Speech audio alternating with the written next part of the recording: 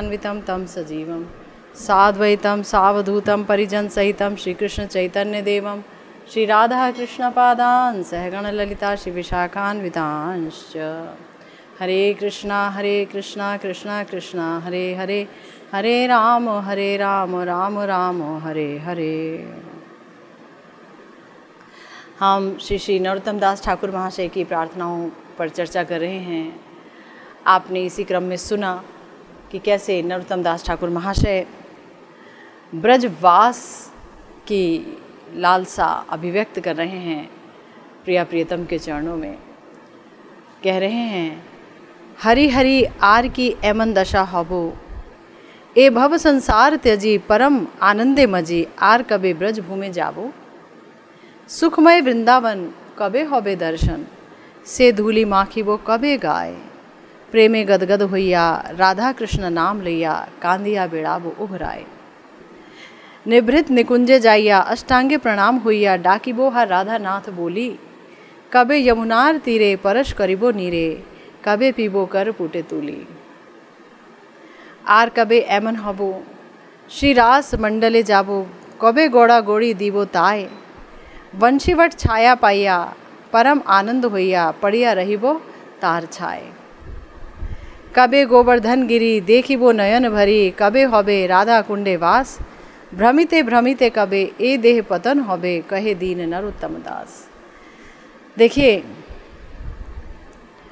ये जो वृंदावन वास की लालसा है जो श्री नरोत्तम दास ठाकुर महाशय अभिव्यक्त कर रहे हैं, वास्तव में ये लालसा तभी उत्पन्न होती है हृदय में जब किसी को अपने अभीष्ट से बहुत प्रेम हो जाता है। तभी उसके हृदय में ये इच्छा उत्पन्न होती है कि मैं अपने प्यारे प्रभु के श्री राधा कृष्ण की लीला स्थली में जाकर वास करूं, बारंबार ऐसे स्थानों में जाऊं जहां पर उन्होंने लीलाएं की हैं। ना केवल अपने अभीष्ट से प्रेम होता है, अपितु उन्होंने जिन स्थानों पर लीला की है प्रिया प्रियतम ने, उन समस्त स्थानों से प्रेम होता है। चाहे वो जमुना जी हों, गिरिराज जी हों, रासमंडल हो, वंशीवट हो, द्वादश वन हो, मतलब जहाँ जहाँ प्रिया प्रियतम के श्री चरण पड़े हैं और जहाँ जहाँ वो नित्य विहार करते हैं, सब जगह उनकी स्फूर्ति होती है। तो ऐसे महास्फूर्तिमय स्थान में जाने की जो ललक है वो एक प्रेमिक भक्त के हृदय में अवश्य अवश्य अवश्य ही पैदा होती है। अगर किसी के हृदय में राधा कृष्ण के प्रति भाव उत्पन्न हो गया, साधन भक्ति क्रमशः भाव भक्ति का रूप जब ले लेती है, तब उसके हृदय में ये भाव बारंबार उठते हैं कि नहीं, मैं ऐसे नहीं रह सकता, उनसे दूर नहीं रह सकता, कम से कम उस स्थान पर तो जाऊं जहां प्रत्येक भूमि का हिस्सा प्रिया प्रियतम द्वारा चरण चुंबित है, उनके चरणों द्वारा चुंबित है। अनेक जहां लीलाएं होती हैं, समस्त सखियों का जहां पर आना जाना है, उस सखी समाज का मैं एक हिस्सा बन जाऊं, मैं किंकरी बन करके उनकी सेवा पाऊं। और ये जो भाव है ये हृदय को मथने लगता है। ख़ास तौर से जो राग मार्ग के साधक हैं, ख़ास तौर से जो श्रीमन महाप्रभु के इस अनर्पित चरी अवदान को अच्छी तरह समझ गए हैं और उस मार्ग के पथिक बन गए हैं, गुरुदेव से एकादश भाव की प्राप्ति जिन्हें हुई है और अपने स्वरूप में बैठ करके जो सदा सर्वदा प्रिया प्रीतम की लीलाओं का चिंतन करते हैं, वो उनकी लीला स्थली को छोड़े बगैर, माने वहाँ जाए बगैर रह नहीं सकते, वो छोड़ नहीं सकते। उनके हृदय में बारंबार एक ही मनोकामना उठती है कि कब ऐसा होगा कि मैं वृंदावन जाऊँ और वहाँ रहूँ, वहाँ का वासी हो जाऊँ, कब ऐसा होगा, कब ऐसा होगा। मतलब एक दुनियावी व्यक्ति के हृदय में जो इच्छाएं उठती हैं, उन इच्छाओं से बिल्कुल अलग है इन प्यारे भक्तों की इच्छा। एक दुनियावी जो व्यक्ति है, एक भौतिक व्यक्ति है, उसके हृदय में अपने बाल बच्चों को लेकर के, अपने आप को लेकर के, अपने पति पत्नी को लेकर के, अपने समाज को लेकर के अनेक इच्छाएं उठा करते हैं। तो ये है संसार चक्र, वो संसार चक्र में पड़े रह जाते हैं। लेकिन वो जिसने गुरु वर्ग के कृपा से, वैष्णवों की कृपा से, भक्तों की कृपा से राधा दास्यम पाया है, तो वो अपने स्वामिनी के बगैर नहीं जी सकता। और ये तो हमने सुना है, श्रीमद् भागवतम में देखा भी है कि श्याम सुंदर बेशक वासुदेव जी के ही रूप में मगर मथुरा चले गए, किंतु ये नहीं जानते हैं कि भाई स्वामिनी जी, हमारी किशोरी जी, वो कभी गई हूँ। उन्होंने वृंदावन का त्याग नहीं किया, वो वृंदावनेश्वरी हैं, सदा सर्वदा यहीं रही हैं।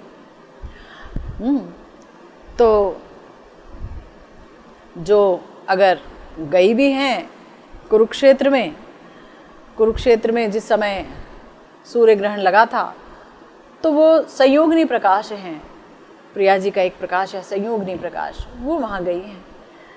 तो इस तरह से भगवान की अनंत लीलाएं हैं, और अनंत लीलाओं की जो स्फूर्ति है वो यहाँ ही होती है। उसकी माधुरी, उसकी मधुरिमा यहाँ पर अनुभव में आती है ब्रजधाम में। इसीलिए हमारे नरोत्तम दास ठाकुर महाशय ने कहा कि इस भव संसार को जब त्याग दूंगा ना, तभी परम आनंद में मैं मत्त हो पाऊंगा। उनके लिए भव संसार की कोई बात ही नहीं है, वो हमारे लिए कह रहे हैं कि ये भव संसार जब मेरे जीवन से हट जाएगा तो मैं परम आनंद में मत्त होकर के ब्रज भूमि जाऊंगा। तब उस सुखमय वृंदावन, यानी जहाँ प्रचुर सुख है, सुख ही यहाँ है। श्री प्रबोधानंद सरस्वती पाद कहते हैं बारंबार सबको जगाते हुए कि अरे भाई कहाँ सोए हुए हो, ये नरदेह नहीं मिलती, और उस पर भी नरदेह मिलकर भी इतना बड़ा जो रस का संधान है वो नहीं मिलता। वृंदावन आ जाओ किसी तरह से, यहाँ रहो, रस यहीं पर है। रस यहीं पर है। अखिल रसामृत मूर्ति, परम सच्चिदानंदमय आनंद घन विग्रह श्री कृष्ण का वास स्थल, लीला स्थल, क्रीड़ा स्थल, रास स्थल ही प्रिया जी के साथ वो यहीं पर है। जब हम कहते हैं कि प्रेम करना है भगवान को, तो प्रेम की अधिष्ठात्री देवी वो श्री जी, श्याम सुंदर की आह्लादनी शक्ति, वो यहीं पर हैं, यहीं पर उनकी लीला है। उनका जो स्वरूप, जो कृष्ण प्रणय से बना है, कृष्ण प्रणय से बना हुआ स्वरूप, महाभाव स्वरूपिणी, पूरा उनका श्री विग्रह ही महाभाव से बना हुआ है। ऊपर से मादनाख्या महाभाव की स्वामिनी, जो श्री कृष्ण को, किसको, अद्वय अखंड ज्ञान तत्व को, जिससे ज्ञान उत्पन्न है, जो स्वयं ज्ञानमय है, आनंदमय है, उसको भी आनंद के लिए, आनंद पाने के लिए लुब्ध कर देती है ना। ऐसी किशोरी जी का यहाँ वास है, उनकी ये लीला स्थली है। तो ऐसे अखंड रसधाम का वासी बनने के लिए मानो श्री नरोत्तम दास जी सबको कह रहे हैं, सबको बता रहे हैं कि आप यहाँ आओ, यहाँ वास करो। तो हमने अपने प्यारे गुरुदेव की सुधा कणिका व्याख्या का आश्रय लिया हुआ है, और उनके अनुगत्य में जान रहे हैं कि प्रत्येक पंक्ति का अर्थ क्या है, श्री नरोत्तम दास ठाकुर महाशय वास्तव में क्या कहना चाह रहे हैं। तो श्री गुरुदेव प्रबोधानंद सरस्वती पाद जी की वृंदावन महिमामृतम में से एक श्लोक उद्धृत कर रहे हैं और कह रहे हैं, सुरूपेणानंतम मधुरिम भरणांतरहितम रुचानंतम कृष्ण प्रणय रसतो हप्यंतरहितम कृपोदार्यानंतम निज पर महिम्नानंतरहितम तदानंतम भाग्यम भजति यदि वृंदावनमिदम वीक्षे दिव्याक्षि लक्ष्य है स्थिर चर सुषमा सौरभम घ्राण लक्ष्यर जिघ्राम्याकर्ण ये च श्रवण विततिभिस्तवद गुणानत्युदारान् पत्कोट्या तयट्ययम् यदि च करशिरा कोटिभिस्त्वां नमेयं नो तृप्तिर्मे तथापि प्रियतम परमानंद वृंदावनाद्य। बहुत सुंदर श्लोक है, जहाँ पर ये 52वां और 53वां श्लोक है, जहाँ पर कह रहे हैं वृंदावन धाम कैसा है, सौंदर्य में अनंत है, अनंत सौंदर्य है। जिनको प्रेम नेत्र प्राप्त हो गए हैं वो महानुभाव जब अपने प्रेम नेत्रों से इस सुरम्य श्री वृंदावन धाम का दर्शन करते हैं तो ये वही बता सकते हैं। शायद उनकी भाषा भी वहाँ काम करना बंद कर देती है जहाँ वो श्री वृंदावन धाम का वर्णन करने लग जाते हैं, क्योंकि ये भाषा के अतीत है। दुनियावी भाषा में इस धाम के सौंदर्य को भला कहाँ ले आ पाएंगे हम लोग, है ना। जहाँ बोला है चिंतामणि प्रकृत सदमसु, भाई जो चिंतामणि पत्थर से ही बना धाम है, चिंतामणि सोचिए, जिसके एक टुकड़े से पूरी पृथ्वी खरीद ली जाएगी, ऐसे से बना तो ये धाम ही है, ऐसे रत्न से बना चिंतामणि। जहाँ की रज को उठाकर, वो चिंतामणि का बना रज, उसको उठा करके सारा चिंतन पूर्ण हो जाता है। अनंत सौंदर्य, मणिमय कुंज निकुंज हैं, कितने कितने झरने, कितने कितने दिव्य झरने, जलप्रपात, सरोवर, जमुना जी, अनेकानेक कुंड। आप अगर अभी भी श्री गिरिराज जी की परिक्रमा करें तो आप देखेंगे वहाँ अनेक कुंड हैं। ब्रज 84 कोस में जाएं तो अनेकानेक कुंड हैं। अगर इनके दिव्य स्वरूप को कोई देख पाए, श्री राधा कुंड का ही क्या वर्णन किया है श्रीपाद कृष्णदास कविराज गोस्वामी जी ने गोविंद लीलामृतम में, कितना सुंदर वर्णन किया है उन्होंने। तो ऐसा वर्णन है, माने इस तरह से विभिन्न प्रकार के कुंज हैं, निकुंज हैं, विभिन्न प्रकार की मणियों के बने हुए, कि भाषा वहाँ पर काम नहीं आती है। अगर वो नज़र में आ जाए तो मेरे ख्याल से कोई व्यक्ति घर में स्थिर नहीं बैठ सकता है, इतना सुंदर है। ऐसे ऐसे वृक्ष हैं, और वृक्ष भी कैसे हैं, कल्प वृक्ष हैं, और उनसे कैसे विभिन्न प्रकार की लताएं लिपटी हुई हैं। मणिमय वृक्ष हैं तो मणिमय पत्ते हैं, तो मणिमय फूल हैं, मणिमय तोते हैं, तो हरिण हैं, और वैसे भी हरिण हैं, और वैसे भी मयूर हैं, और उस प्रकार के भी अनेक अनेक पुष्प हैं, क्योंकि श्याम सुंदर जो है वो अनेकानेक पुष्पों की माला पहनते हैं, प्रिया जी बनाती हैं उनके लिए। ऐसी माला वो बनाती हैं जैसे कोई बना ही नहीं सकता है। श्याम सुंदर देखते हैं तो भावाविष्ट हो जाते हैं उस माला को देखते ही। तो अनंत सौंदर्य को लिया हुआ है श्री वृंदावन धाम, सोच भी नहीं सकते, हम सोच भी नहीं सकते। कवि कर्णापुर जी ने आनंद वृंदावन चंपू में जो वर्णन किया है, वो मतलब उस पढ़ के ही व्यक्ति अचरज से भर जाता है, ऐसा धाम। और श्री प्रबोधानंद सरस्वती पाद जी ने श्री वृंदावन महिमामृतम में जो वर्णन किया है, ओ हो, इतना सुंदर वर्णन है ऐसा वृंदावन धाम। इसीलिए कह रहे हैं सौंदर्य में अनंत है और माधुर्य में भी अनंत है। यहाँ पर कोई ऐश्वर्य भाव का भजन नहीं होता है, यहाँ मधुरिमा है, यहाँ श्याम सुंदर की मधुरिमा है, यहाँ प्रिया जी के प्रेम की मधुरिमा है, यहाँ सखियों के युगल के प्रति प्रेम की मधुरिमा है, यहाँ गौओं की मधुरिमा है। तो यहाँ बस माधुर्य ही माधुर्य है, यहाँ मिठास ही मिठास है, मधुरता ही मधुरता है। कहीं से कोई ऐश्वर्य भाव द्वारा संभ्रम संकोच जो उत्पन्न हुए, ऐसी कोई अवस्था नहीं है ना। इतनी मधुरिमा है, माधुर्य का अनंत अनंत अनंत अनंत धाम है श्री वृंदावन धाम। और कांति विस्तार में अनंत है, लावण्यमय है, ज्योतिर्मय है। कहीं से नीली ज्योति निकल रही है, नीलमणि से बने हुए कितने पर्वत हैं, कहीं स्वर्ण के पर्वत बने हुए हैं, उनमें कितनी ही मणियाँ खचित हैं। गिरिराज जी की कंदराएं मणिमय हैं, विभिन्न प्रकार की मणियाँ ही मणियाँ हैं, सोचिए। और उन मणियों को देखकर या मणिमय प्रस्तर को देख करके कहीं से भी ऐश्वर्य भाव नहीं जागृत होता है, प्रिया प्रियतम के प्रति मदीयता का भाव ही जागृत होता है कि मेरे युगल सरकार, मेरी स्वामिनी जी, मेरी किशोरी जो, मेरी प्राणेश्वरी जो, है ना, यही भाव जागृत होता है। इसीलिए माधुर्यमय है और अनंत कांति से युक्त हैं और कृष्ण प्रणय रस में भी अनंत हैं। लो जी, हम क्या ढूंढने आए हैं इस जगत में? हम आए हैं कृष्ण प्रेम को ही ढूंढने। ये बात अलग है कि हमें इसके बारे में कोई जानकारी नहीं। कृष्ण प्रेम क्या है हम नहीं जानते, कृष्ण प्रेम ही जीवन का लक्ष्य है नहीं जानते हैं। कहाँ मिलेगा, कहाँ मिलेगा भाई, कहाँ मिलेगा? शिवजीव गोस्वामी पाद जी ने कहा साधन भक्ति के बगैर नहीं मिलेगा। और साधन भक्ति का मतलब क्या हुआ?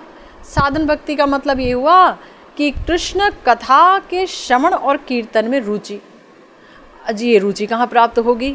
बोला भाई ये रुचि तो महत सेवा से प्राप्त होगी, महत कृपा से प्राप्त होगी। अजी तो महत कहाँ रहते हैं? कहाँ रहते हैं जी महत? अगर आप ब्रज प्रेम चाहते हैं जो कि सर्वोच्च प्रेम है, और वो भी अगर आप प्रिया जी की किंकरी भाव का प्रेम चाहते हैं, मंजरी भाव का प्रेम चाहते हैं, तो जगह है ये ब्रजधाम श्री वृंदावन धाम। वृंदावन धाम, कोई ये ना सोचे कि वृंदावन जो है वो सिर्फ जमुना जी के किनारे जो है वही वृंदावन धाम है। अगर हम वृंदावन महिमामृतम को पढ़ते हैं तो हम देखते हैं कि वहाँ वो श्री राधा कुंड जी का भी नाम ले रहे हैं, गिरिराज जी का भी नाम ले रहे हैं, उनकी कंदराओं का भी नाम ले रहे हैं। तो बड़ा ही व्यापक है ये वृंदावन। तो वो जो विस्तृत वृंदावन धाम है वो अनंत कांति युक्त है, अनंत प्रेम युक्त है, कृष्ण प्रणय से युक्त है। यहाँ के धूलि का कण-कण, यहाँ का तृण, यहाँ का वृक्ष, यहाँ के जो स्थावर जंगम सब कृष्ण प्रेम से युक्त है। ये सब कृष्ण को प्रसन्न करने के लिए ही हैं। यहाँ तक कि प्रिया जी और प्रिया जी के साथ, क्योंकि प्रिया जी की सब कायव्यूह स्वरूपा हैं समस्त गोपियाँ, तो चाहे चंद्रावली जी हों विपक्षा सखी, और चाहे उनके साथ रहने वाली हों शैव्या पद्मा जी, कोई भी क्यों ना हो, सब कृष्ण को लीला रस वैचित्र्य का आस्वादन करने के लिए ही उपकरण हैं। सब कृष्ण प्रणय से युक्त हैं। चाहे वो प्रिया जी जब परकिया भाव की लीला यहीं पर ही खेलती हैं, तो परकिया भाव में जो उनके पतिमन्य गोप हैं जो कि अभिमन्यु जी हैं या आयान घोष भी कहते हैं उनको, तो वो भी कृष्ण सुख के लिए हैं, उनको लीला वैचित्र्य का आस्वादन कराने के लिए है। सब कुछ यहाँ कृष्ण सुख के लिए है। इसलिए बताया गया कि कृष्ण प्रणय रस में भी ये धाम अनंत है। हम एक बूंद के लिए तरसते हैं, एक बूंद मिल जाए तो। एक बूंद कहाँ मिलता है? एक बूंद का आभास भी नहीं मिलता है। तो यहाँ बताया कि नहीं, यहाँ अनंत रूप में कृष्ण प्रणय रस विराजमान है। यहाँ आइए और देखिए। और कृपा और उदारता में भी अनंत है। हमारे प्यारे जीव गोस्वामी पाद जी ने बोले कि देखो, अगर कृष्ण कथा में रुचि और कृष्ण कथा में कीर्तन में प्रेम लाना है, रुचि लानी है, तो महत कृपा और महत सेवा की ज़रूरत है। और महत मिलते हैं वृंदावन धाम में, सारे के सारे महत यहीं पर मिलेंगे, है ना। और वो परम उदार हैं, क्योंकि उनके अंदर धामेश्वर यानी प्रिया प्रियतम का गुण आ गया और धाम का गुण आ गया, दोनों एक ही हैं। परम उदार है ये वृंदावन धाम। क्यों परम उदार है? क्योंकि हमारे श्याम सुंदर तो समय समय पर ही अपनी लीला को प्रकट किया करते हैं। वैसे अप्रकट रूप में उनकी लीला आज भी चल रही है, नित्य लीला है। परंतु हमारे जो ये प्यारे ब्रजधाम हैं, प्यारे श्री वृंदावन धाम हैं, ये इतने करुणामय हैं कि इन्होंने कहा कि भाई अगर मैं भी इस तरह से गुप्त हो जाऊंगा तो फिर ये सारे जीव कहाँ जाएंगे, कहाँ जाएंगे? ये जीव मुझ तक आएंगे तो इनको यहाँ पर रखा हुआ अनंत प्रेम मिलेगा। तो ये तभी तो आ पाएंगे जब मैं इनके चक्षुओं के गोचर होऊंगा, इन्हें दिखूंगा। तो फिर मैं अपने ये जो सच्चिदानंदमय जो स्वरूप है मेरा, ये चिन्मय स्वरूप जो कि जड़ आँखों से नहीं देखा जा सकता, उसको ढक लेता हूँ, एक कपड़ा पहन लेता हूँ। स्वरूप को त्यागा नहीं है, आवृत कर लेता हूँ। तो एक कपड़ा क्या है? कपड़ा है वही जड़ पोशाक। धूल मिट्टी दिखेगी आपको, यहाँ पर पशु पक्षी दिखेंगे, बिल्डिंग्स दिखेंगी, दुकानें दिखेंगी, होटल्स दिखेंगे, सब कुछ दिखेगा। यहाँ शिव विग्रह दिखेंगे, पुजारी दिखेंगे, अनेक लोग दिखेंगे, अनेक तरह से अनेक बातें दिखेंगी, अनेक दोष भी क्या पता दिखें, सब कुछ होगा। तो ऐसे में व्यक्ति अपनी गाड़ी लेकर के या कैसे भी पहुंच जाएगा वहाँ पर और रह सकेगा, क्योंकि आएगा तो उसे होटल चाहिए, होटल में एक कमरा चाहिए, हैं? तो यहाँ होंगे नहीं ये सारी चीज़ें, तो फिर कहाँ पर जाएगा, कहाँ जा कर के ठहरेगा। तो इसलिए परम उदार हैं हमारे ये जो ब्रजधाम है, परम उदार हैं, सबको आत्मसात करना चाह रहे हैं, मौका देना चाह रहे हैं। आपको याद होगा गुरुदेव ने एक बात कही थी कि मान लो समुद्र है एक, और समुद्र के उस पार से कोई आवाज़ दे रहा है, यहाँ आओ, यहाँ आओ, यहाँ आओ, और समुद्र के इस पार पर खड़ा हुआ व्यक्ति वहाँ नहीं जा सकता है कोशिश करके भी, लेकिन उस पार वाला व्यक्ति अगर जहाज़ भेज दे तो चला जाएगा। तो ये बताया गया था कि यही वृंदावन धाम एक जहाज़ है जिस पर आप बैठ जाओ तो आप अपने आप धीरे धीरे भजन करने ही लगोगे, क्योंकि यहाँ पर रहते ही भक्त हैं, महत हैं, उनकी दृष्टि पड़ेगी तो कृतार्थ हो जाएंगे, उनके कथन सुनेंगे, उनकी कथा सुनेंगे तो कृतार्थ हो जाएंगे, जिससे दोस्ती करेंगे वो आमतौर पर भक्ति ही होगा यहाँ पर, है ना। तो बस यहाँ बस उदारता ही उदारता है, मतलब किसी ना किसी रूप में हम भगवान की तरफ बहते हुए चले जाएंगे। तो गुरुदेव कहते हैं कि ये अपनी उदारता में अनंत हैं और अपनी महिमा में भी अनंत हैं।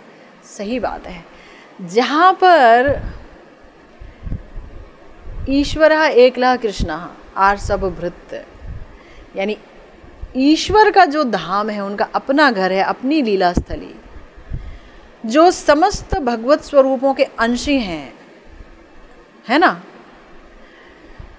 जो कहते हैं कि मैं समस्त ऋषि मुनियों का, देवताओं का, अहम आदि ही देवानाम महर्षि नाम, जो कह रहे हैं मैं सबका आदि हूँ, सब मुझसे प्रकट होते हैं, ऐसे श्री कृष्ण, ऐसे ब्रजराज नंदन श्री कृष्ण, ऐसे ब्रजेश तनय, ऐसे श्याम सुंदर, ऐसी प्रिया जी प्रेममयी, उनकी ये लीला स्थली है।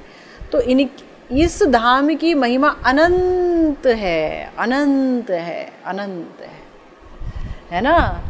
किसी अन्य धाम में जाकर के ब्रह्मा जी ने ये नहीं कहा कि मैं यहाँ पर जो है कहीं इस धाम के सीमा पर कोई घर हो जो चाहे कोई उच्च जाति बहुत नहीं भी हो उसका घर हो, वहाँ मैं एक पत्थर बन जाऊँ ताकि उन्हीं के चरण की धूली मेरे को मिल जाए। गोपों की चरण धूली साक्षात लेने का मुझे अधिकार नहीं है, मैंने तो इनके प्रति अपराध कर दिया कि आपको गोपों से जुदा कर दिया, आपके मित्रों से जुदा कर दिया, आपके सखाओं से अलग कर दिया, ये मेरा अधिकार नहीं है, मैं कह भी नहीं सकता। तो किसी एक ऐसे व्यक्ति की जो बहुत उच्च जाति का नहीं है और वो सीमा में रह रहा है, उसके घर का ही मैं पत्थर बन जाऊं कि उसी की ही चरण धूली मिल जाए, क्योंकि वो ब्रजवासी है।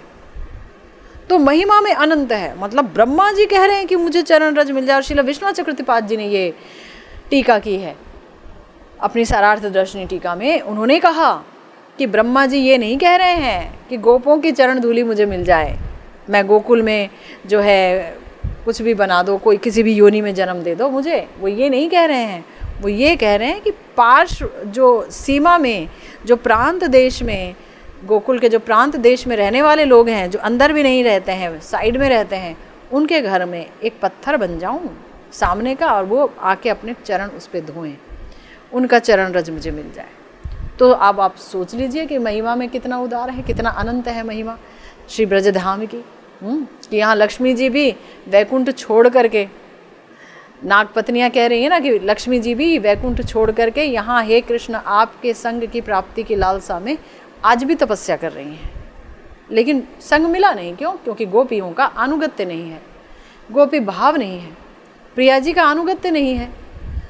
इसीलिए श्री रामानंद राय जी ने कहा कि अगर कोई व्यक्ति गोपी भाव से ब्रजेंद्र नंदन को नहीं भजता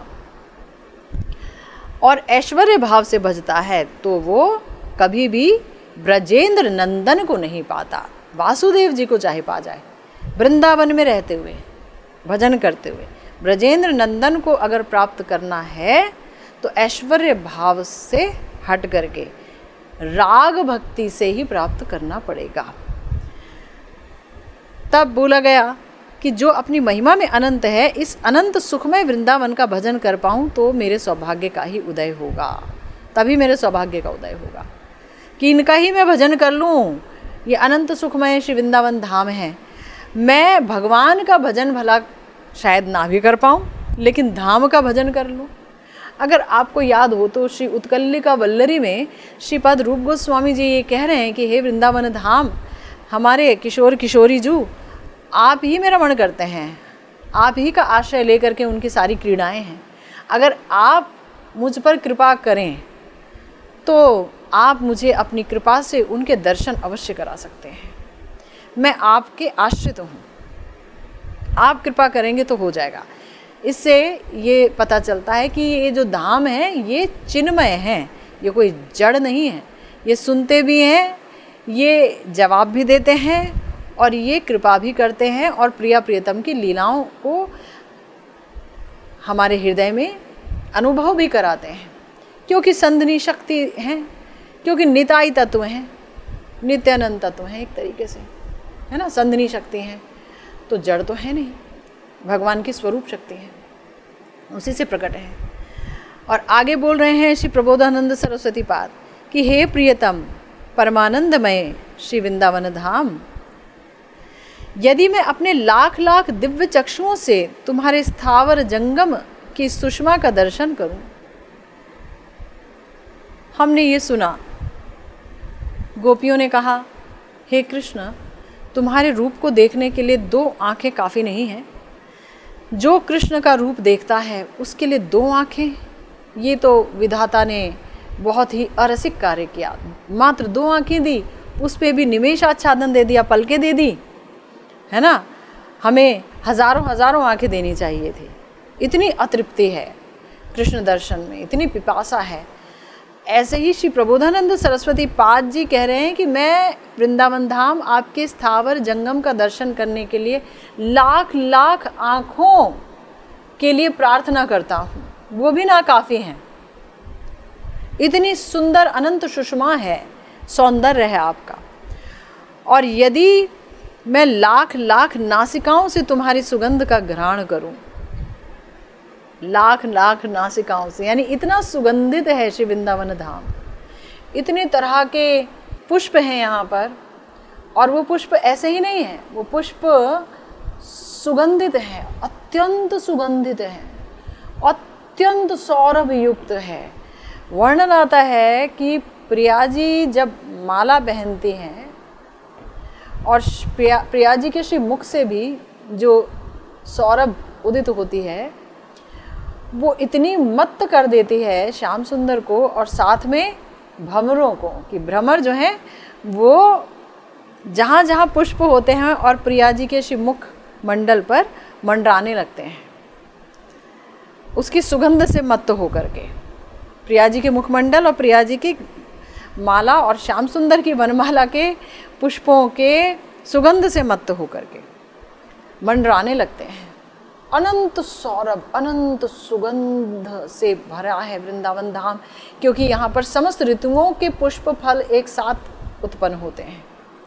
समस्त ऋतुओं के फल और पुष्प, 6 ऋतुओं के पुष्प एक साथ। ये नहीं कि जब बसंत आएगा तो बसंत के पुष्प होंगे, एक साथ सब कुछ यहाँ पर मौजूद है, सब कुछ, है ना। और कहते हैं कि मैं अनंत कानों से आपके अति उदार गुणराजी की बातें सुनूं और कोटि कोटि पैरों से तुम्हारा पर्यटन कर पाऊं और कोटि कोटि हाथों और सिरों के संयोग से भी अगर तुम्हें प्रणाम कर सकूं तब भी मेरी तृप्ति नहीं होगी। क्या रस मिल गया श्री प्रबोधानंद सरस्वती पाद जी को श्रीमन महाप्रभु की कृपा से, सोचिए। प्रकाशानंद सरस्वती जी के रूप में एकदम शुष्क तर्कवादी थे, वो सिर्फ शुष्क तर्कों का सहारा लिया करते थे अपनी विजय के लिए, हैं। 10,000 सन्यासियों के गुरु जी थे, और महाप्रभु ने जब कृपा की तो सब कुछ छोड़ छाड़ करके अकेले बैठ करके वृंदावन में भजन कर रहे हैं। धाम की कृपा मिली, धाम का दर्शन हुआ, धामी का दर्शन हुआ। तुंग विद्या सखी हैं वो, तुंग विद्या सखी हैं, लेकिन महाप्रभु ने उन्हें राधा दास्यम भी प्रदान कर दिया अपनी कृपा से। तो प्रिया जी की किंकरी का भाव जिस तरह से उनके हृदय में पुष्ट हुआ महाप्रभु की कृपा से, और उस भाव से वृंदावनेश्वरी जी ने जो अपने धाम के दर्शन कराए हैं, तो देखिए क्या वाणी निकल रही है उनकी। लाखों लाखों चक्षुओं से भी तुम्हारे दर्शन कर सकूं, लाख लाख नासिकाओं से तुम्हारे सुगंध को सूंघ सकूं, बहुत से कानों से तुम्हारी उदार गुण राजी की बातें सुनूं, और कुछ नहीं सुनना चाहता, और कोटि कोटि पैरों से तुम्हारा पर्यटन करूं, जाऊं तुम्हारे दर्शन करूं, है ना। तुम्हें कोटि कोटि हाथों और सिरों के संयोग से प्रणाम करूं, दंडवती करूं, तो भी मेरी तृप्ति नहीं होगी। श्री ठाकुर महाशय उसी सुखमय वृंदावन को, यानी देखिए अभी जो वर्णन हुआ उससे ये तो पता चला कि श्री वृंदावन धाम श्री प्रबोधानंद सरस्वती पाद जी के लिए कितने सुखमय हैं, है ना। इसी तरह से ठाकुर महाशय इसी सुखमय वृंदावन के दर्शन कामना कर ब्रज रज को शरीर पर मलना चाहते हैं। से धूली माखी बो कबे गाय, से धूली माखी बो कबे गाय। श्री प्रबोधानंद सरस्वती पाद जी ने अपनी श्री राधा रसुधा निधि में कहा कि हे प्रियाजू, आपकी जो चरण धूली है वो ब्रह्मा और महेश आदि देवताओं के लिए भी दुर्लभ है, और तो और श्री कृष्ण के लिए भी परम दुर्लभ है, क्योंकि कभी मिले कभू ना मिले देवेर घटन। श्री चैतन्य चरितामृत में कविराज जी ने कहा इनका कभी मिलन होगा नहीं होगा प्रिया प्रियतम का, ये तो भगवान जाने, विधि जाने, है ना। क्यों? क्योंकि परकीया भाव की लीला है, परकीया भाव की लीला है। कुलवधू हैं, परवधू हैं श्रीमती जी, किशोरी जी, और मिल पाएंगी कि नहीं, अनेक बाधाएं हैं, कोई स्वतंत्रता नहीं है, है? हालांकि भगवती हैं, समस्त भगवतियों की अंशनी है, तथापि यहाँ की लीला में परकीया भाव का अवलंबन लेकर के श्याम सुंदर को श्याम मधुरस का पान करा रही हैं, श्रृंगार रस का पान करा रही हैं। आह्लादनी शक्तियाँ उनकी, ये उनका कार्य है, श्याम सुंदर को आह्लादित करना। स्वसुख की वासना से सर्वथा रहित हैं, और स्वसुख की वासना से रहित होना क्या होता है? वेद धर्म, लोक धर्म, आर्य धर्म, देह धर्म, ये समस्त धर्म, लज्जा, कुल मर्यादा, धैर्य, इन सब का त्याग कृष्ण प्रेम में क्या होता है? ये बिना परकीया भाव के अवलंबन के कभी भी दिखाया नहीं जा सकता था। गुरुदेव कहते हैं और हमारे आचार्य भी कि ये जो महाभाव है, यानी ये जो प्रेम, स्नेह, मान, प्रणय, राग, अनुराग भाव तक की स्थिति को पार करके जो महाभाव की कक्षा में गया है, ये समर्थारति के बगैर हो नहीं सकता। और समर्थारति का अर्थ ये होता है कि जिस रति के द्वारा, जिस कृष्ण रति के द्वारा ब्रज गोपियाँ अपनी कुल मर्यादा, अपना पातिव्रत्य धर्म सब कुछ त्याग कर पाती हैं, अपना देह धर्म, अपना लोक धर्म, अपना जो शास्त्रों में बताए गए हैं समस्त धर्म, अपना गांधीर्य, अपना धैर्य, अपनी लज्जा, सब कुछ त्याग कर देते हैं। गुरुदेव कहते हैं कि उस समय की स्त्री सब कुछ त्याग कर सकती है, प्राण न्यौछावर कर सकती है, पर अपना पातिव्रत्य धर्म कभी भी त्याग नहीं कर सकती है।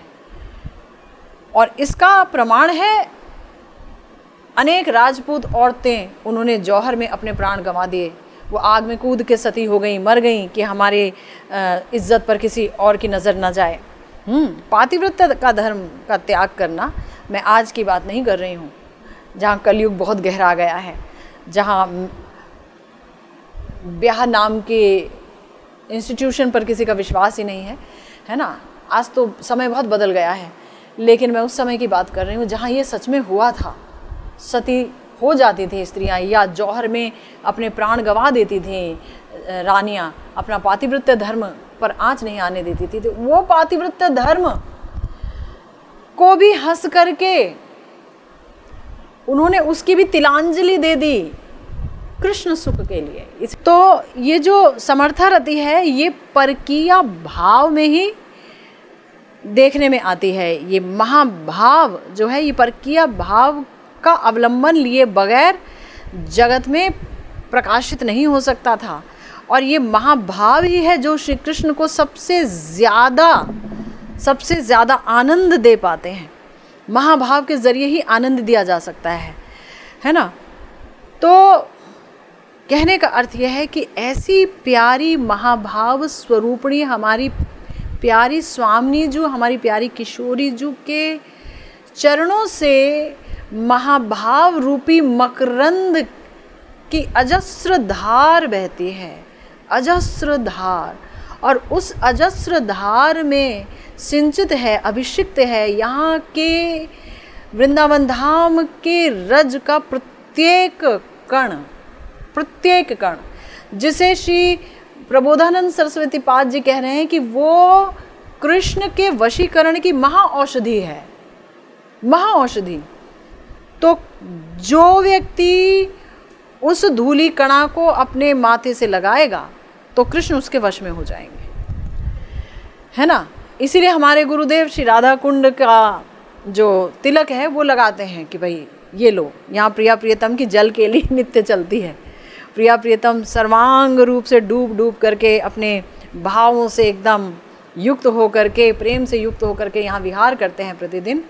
तो उस प्रिया जी के कुंड की वो जो रज है उसको द्वादश अंग तिलक के रूप में लगाया जाता है।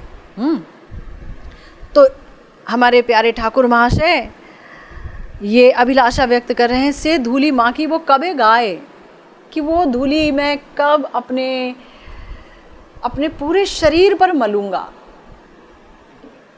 प्रिया जी का महाभाव मैं अपने पूरे शरीर पर मलूंगा, कब होगा ऐसा।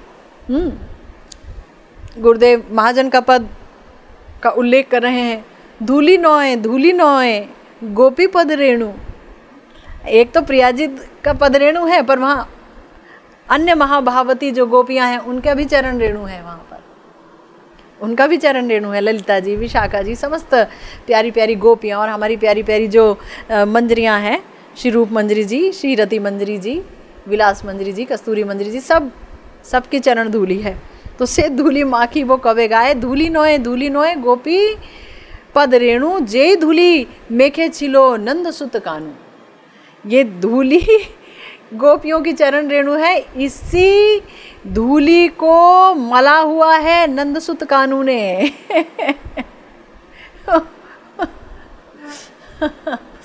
श्रीमद् भागवतम में वर्णन आया, श्लोक याद नहीं है ना, लेकिन मैं आपको अर्थ बताती हूँ कि ठाकुर जी जो है ना वो अपने भक्तों के पीछे पीछे चोरी चोरी से चलते हैं कि उनके चरणों की धूल उनके सिर पर पड़ जाए, उनका अंग अभिषिक्त हो जाए, है ना, रजो अभिषेकम। तो उससे क्या होगा कि मैं पवित्र हो जाऊंगा।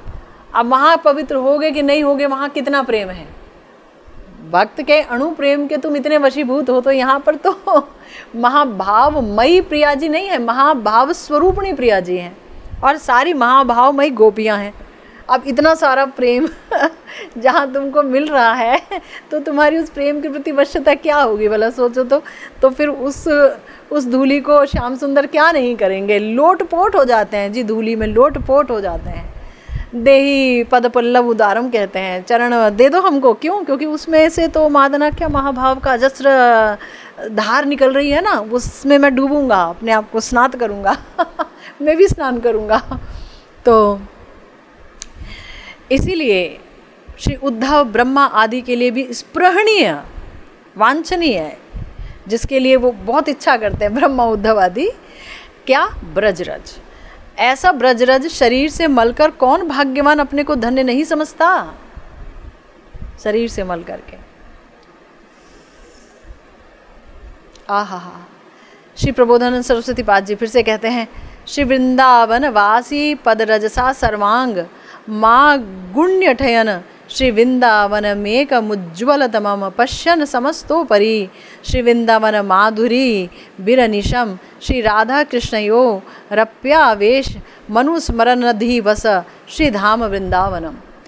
कि श्री वृंदावन वासियों की चरण रज से सर्वांग लिप्त कर, श्री वृंदावन वासियों की चरण रज से सर्वांग लिप्त कर, एकमात्र उज्ज्वलतम श्री वृंदावन को ही सर्वोपरि विद्यमान जानकर, है ना, अरे जहाँ ऐसी महाभाववती किशोरियाँ भ्रमण करती हैं श्याम सुंदर के साथ, उससे उज्ज्वल धाम बताइए भला और क्या हो सकता है। तो ये जो श्री वृंदावन धाम उज्ज्वल नहीं है, उज्ज्वलतम है, सुपरलेटिव डिग्री उज्ज्वलतम है, उसको ही सर्वोपरि विद्यमान जानकर श्री वृंदावन माधुर्य में सदा श्री राधा कृष्ण का आवेश अनुस्मरण कर श्री धाम वृंदावन में वास करो। यहाँ क्या क्या स्मरण करो? वृंदावन माधुर्य में श्री प्रिया प्रियतम के आवेश से आवेशित रहो। श्री राधा कृष्ण कैसे यहाँ अष्टयाम लीला करते हैं, निशांत लीला से लेकर के नक्त लीला तक कैसे अष्टयाम लीला करते हैं हमारे प्रिया प्रियतम, तो उसका अनुस्मरण करके श्री धाम वृंदावन में वास करो। क्यों? क्योंकि श्री वृंदावन धाम गुरुदेव कहते हैं प्रेमानुभूति का स्थान है, प्रेम प्राप्ति जीव का प्रयोजन है, मगर उसका अनुभव होगा कहाँ? गुरुदेव कहते हैं वहाँ जहाँ पर साक्षात प्रिया प्रियतम लीला कर रहे हैं, जहाँ की रज के प्रत्येक कण में वो महाभाव स्थित है। सोचिए, तो वहाँ ही तो प्रेम मिलेगा जहाँ कण कण में प्रेम विद्यमान है, तो वो तो पूरी भूमि ही प्रेम स्थान हो गई। श्री श्री राधा कृष्ण की रसमय लीला भूमि ब्रजधाम, यहाँ सर्वत्र ही लीला रस का उद्दीपन है, सर्वत्र ही है।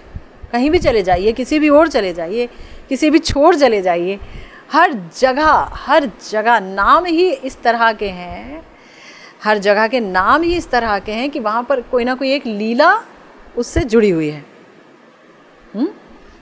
नाम ही ऐसे हैं।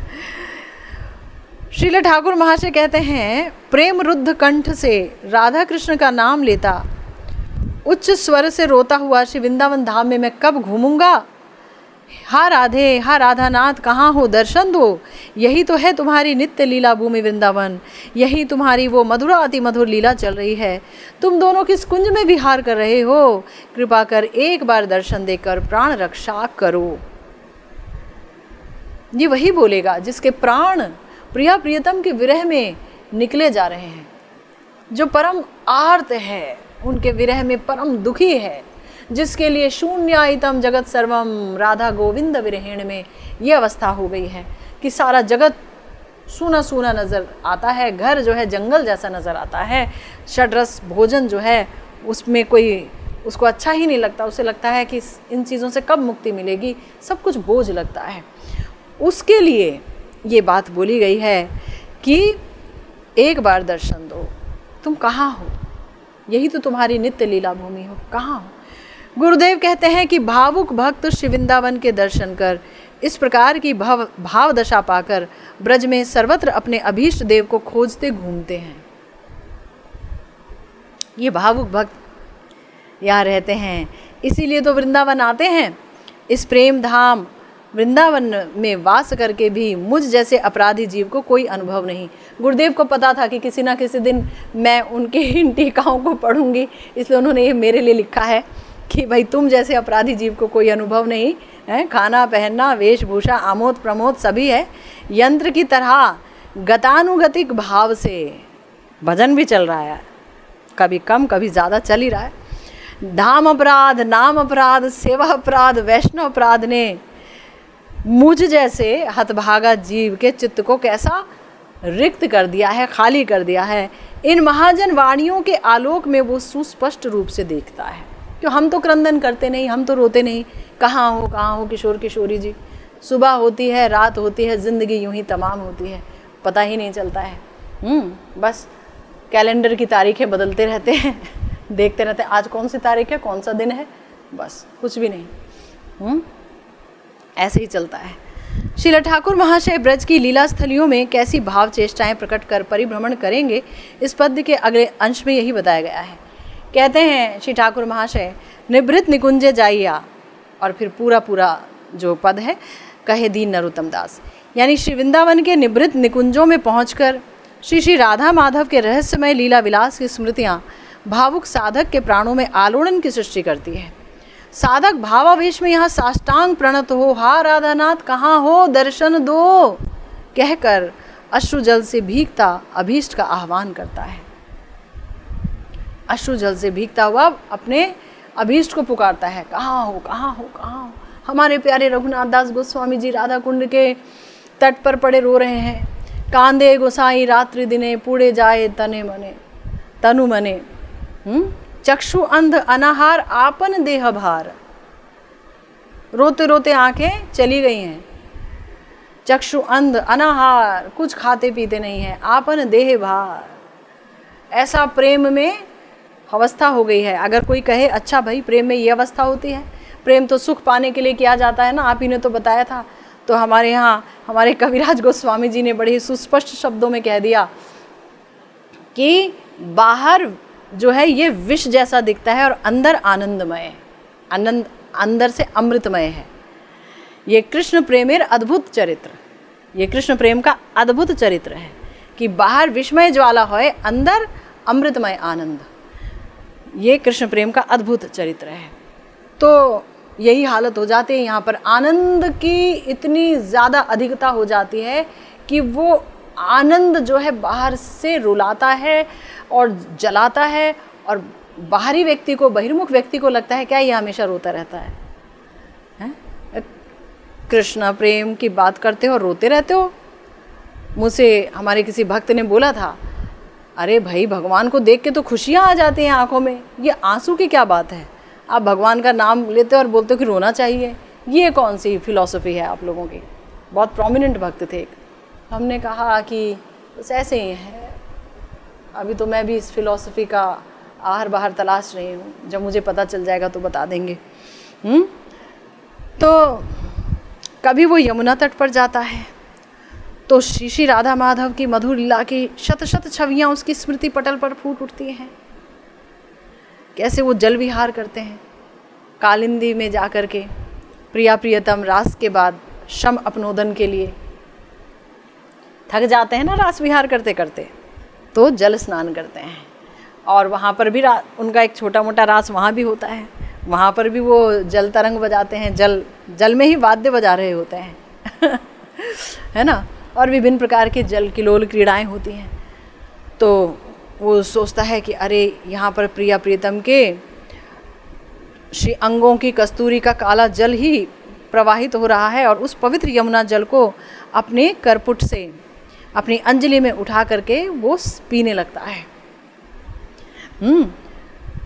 तो बार बार श्री राधा माधव के जल विहार को सोचता रहता है।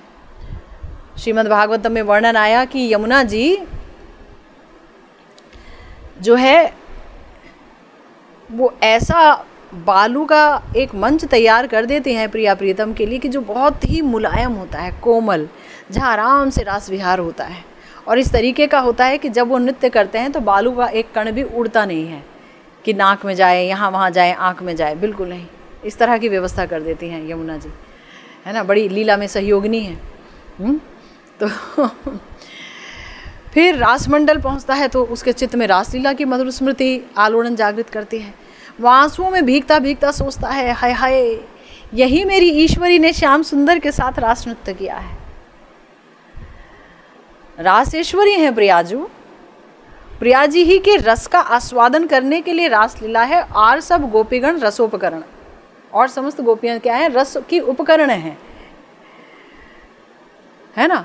रस की उपकरण है। जैसे गन्ना है ना, गन्ना उसको जब पेरा जाता है तो एक उपकरण में देके पेरा जाता है, तब रस आता है, नहीं तो पता ही नहीं चलेगा रस।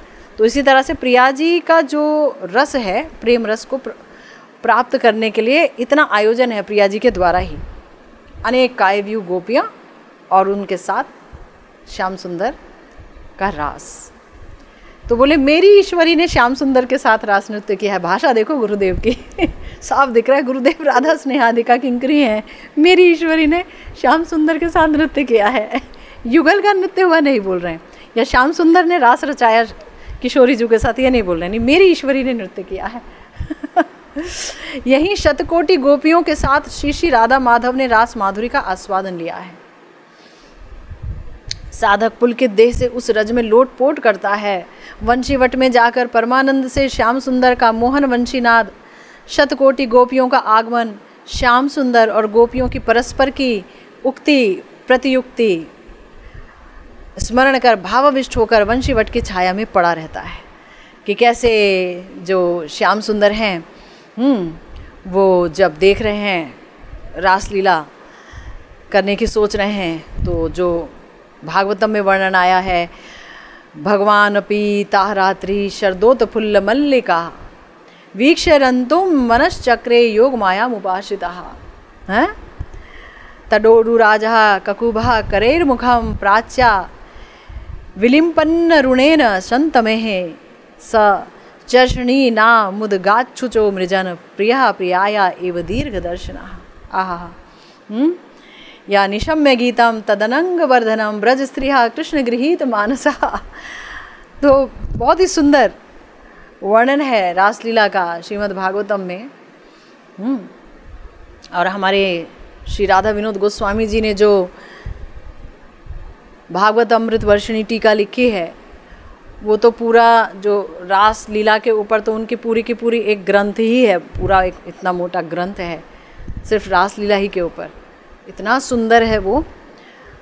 तो जिन्होंने उसका आस्वादन किया हुआ है, तो जब वो यहाँ आते हैं वंशीवट में, तो पूरी की पूरा वो जो आस्वादन उन्होंने किया है वो उनके मानस पटल पर फिर से घूमने लगता है, फिर से वो सोचने लगते हैं, फिर से वो भावुक होते हैं, क्योंकि समस्त लीलाओं में अति मधुरतम लीला है रास लीला, जिसके लिए श्री कृष्ण कहते हैं कि समस्त लीलाओं की स्मृति तो ठीक है, पर रास लीला की स्मृति से मेरा मन ना जाने कैसा कैसा हो जाता है ना जाने कैसा कैसा हो जाता है रास लीला की स्मृति से मेरा मन। समस्त रसों का सार है रास लीला, समस्त रसों से युक्त हैं ये लीला मुकुटमणि श्री रास लीला, जहाँ पर श्याम सुंदर मदन मोहन के रूप में दिखते हैं मनमत मनमत हैं,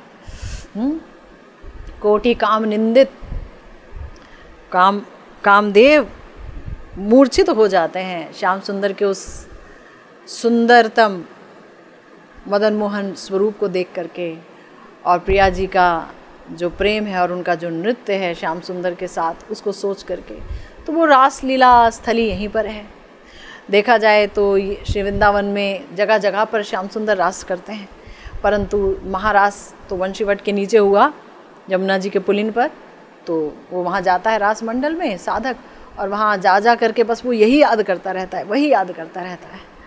और ऐसे ही होना चाहिए, ऐसे नहीं कि गए वहाँ पर और जा कर के वहाँ पर एक धागा बांध दिया कि मेरी यहाँ पर इच्छा पूरी होगी कब इच्छा पूरी होगी चीर घाट पर जाते हैं लोग और वहाँ पर जाकर पेड़ पर धागा बांध देते हैं, आपकी मनोकामना पूर्ण होगी जहाँ गोपियों पर अनुग्रह किया है श्याम सुंदर ने, कृपा बरसाई है हमारे प्यारे श्याम सुंदर ने गोपियों पर, उनकी इच्छाओं को पूर्ण किया है। जब वो देवी माँ का पूजन कर रही हैं, सुबह सुबह ठंड में आती है नहाने के लिए कात्यायनी देवी का पूजन करते हुए, और श्याम सुंदर ने उनके वस्त्र चुराए, और क्या क्या सुंदर संदेश है, कितना सुंदर है संदेश, ओहो क्या सुंदर उपदेशावली है और बातें हैं। कहाँ तो इतना रसिक स्थान और कहाँ फिर वो धागा बांधने वाली परंपरा, दोनों में कुछ बात समझ नहीं आती है, पर ठीक है किसी भी बहाने कोई पहुंच जाए ऐसे ही रास स्थली कितना मनोरम स्थान, और कैसे गोपिकाएं जब आती हैं एकदम घने अंधकारमय रात्रि में, लेकिन वो रात वो साधारण रात नहीं है, और वहाँ का चंद्रमा साधारण चंद्रमा नहीं है, अनंत कोटि समस्त चंद्रमाओं का उजाला उस चंद्रमा में है, दिव्य चंद्रमा है। पूरे रोमकूप और सब कुछ साफ साफ दिखता है, प्रिया प्रीतम की सुंदरता एकदम उजागर होती है, सारे पुष्प सब कुछ सौरभ युक्त सब कुछ दिखता है, ऐसा वातावरण हो जाता है, बड़ा ही सुरम्य वातावरण। और उसमें श्याम सुंदर की जो उक्ति है कि तुम अपना घर बार छोड़ करके रात को क्या वन की शोभा देखने के लिए आई हो, यहाँ क्या करने आई हो, वापस घर चली जाओ। और जो उनको वो सुनाते हैं, खूब उनकी परीक्षा लेते हैं, और जवाब में गोपियाँ बेचारी सारी होठ काटने लगती हैं, अपना आंखें नीचे भर भर आंसू गिर रहा है कि क्या बोलें, तुम्हारी वेणु ने ही तो हमको पुकारा, हमारा नाम ले लेके पुकारा। काम बीज तुमने अपने वेणु से छोड़ दिया, अब कहाँ पर छूट सकती हैं गोपियाँ? जिनका नाम पुकारा उन्हें आना ही होगा। तो इसका बहुत सारा वर्णन है। तो वो बेचारी गोपियाँ कैसे प्रत्युत्तर देती हैं और क्या सब होता है, बहुत सारी लीलाएं हृदय में नाचने लगती हैं एक भावुक साधक के। जब वो इन लीला स्थलियों पर जाता है, समस्त लीलाओं का उद्दीपन होता है। फिर कभी गिरिराज गोवर्धन जाकर भाव में डूबकर गिरिराज जी की शोभा दर्शन करते करते गिरिराज परिक्रमा करता है। फिर कभी गिरिराज गोवर्धन में जाकर भाव में डूबकर गिरिराज जी की शोभा दर्शन करते करते वो गिरिराज जी की परिक्रमा करता है। वहाँ राधा माधव जी की शत शत लीला छवियाँ उसके चित्त में फूट उठती हैं।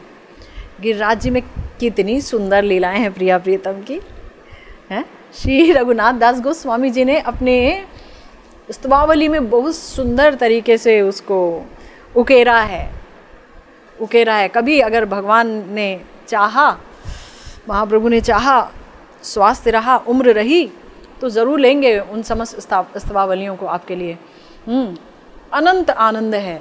आपको ये सब पढ़ के पता चलेगा कि जो गौड़ीय वैष्णव हैं वो परम किशोरी जी की दासी का अभिमान रखते हैं, और यही हमारी साधना है, प्रिया जी का दास्यम। बहरहाल, तो वहाँ श्री राधा माधव की शत शत लीला छवियाँ उसके चित्त में फूट उठती हैं। श्री राधा कुंड की शोभा देखकर वो मोहित हो जाता है। चैतन्य चरितामृत में कहा गया, कुंडेरो माधुरी जैनो राधारो मधुरिमा, कुंडेरो महिमा जैनो राधारो महिमा, है ना। ऐसे श्री राधा कुंड है, ऐसी मधुरिमा है जैसे प्रिया जी की मधुरिमा। क्योंकि वहाँ के जितने ब्रजवासी हैं वो राधा कुंड नहीं बोलते हैं, बोलते हैं राधा रानी में स्नान कर लो या राधा रानी में ऐसा कर लो। राधा रानी बोलते हैं। साक्षात राधा रानी ही द्रव रूप में वहाँ पर विराजमान है, ऐसा बोला जाता है। और ये बात सत्य भी है। क्योंकि मुझे याद है गुरुदेव से जब बात होती थी तो बारंबार कहते थे, अरे तुमरा एखाने ही थाको, एखाने उज्ज्वल रस पावा जाए, है ना। मतलब ये जो राधा कुंड है यहीं उज्ज्वल रस है, यहीं श्रृंगार रस है, यहीं किशोरी जी का रस मिलेगा तुम्हें, उनका अनुगत्य, उनका दास्य मिलेगा। तो गुरुदेव इस मर्म को जितना समझते थे, हम तो क्या समझ पाएंगे। हम तो उनके चरण की धूलि के बराबर भी नहीं है और होना भी नहीं चाहते। किसी जन्म में सदा सर्वदा उनके चरण का ही आश्रय करके पड़े रहना चाहते हैं। बस उनके शब्दों का अनुगत्य लेना चाहते हैं, उनकी वाणी का अनुगत्य लेना चाहते हैं, वही हमारे अंदर चला जाए, उनका कृपा आशीष हम सबको मिल जाए, यही इच्छा है। तो कुंड लीला की मधु स्मृति और कुंड माधुरी से प्रलुब्ध हो साधक श्री कुंड वास का संकल्प करता है। राधा कुंड में ही वास करूँगा। कब हो बे राधा कुंडे वास? राधा कुंड में वास कब होगा? कुंड की माधुरी और कुंड की महिमा। गुरुदेव ने एक ग्रंथ लिखा है श्री राधा कुंड की महिमा के नाम से, कि राधा कुंड क्या है, इसकी महिमा क्या है ना। उसे पढ़ना चाहिए आप सबको। तो फिर वो भावावेश में कभी 12 वनों में परिभ्रमण करता है, तो वहाँ की लीला दर्शन कर लीलामय और लीलामयी के दर्शन और सेवा के लिए उसके प्राण व्याकुल हो उठते हैं। ये प्राणों में व्याकुलता आनी चाहिए।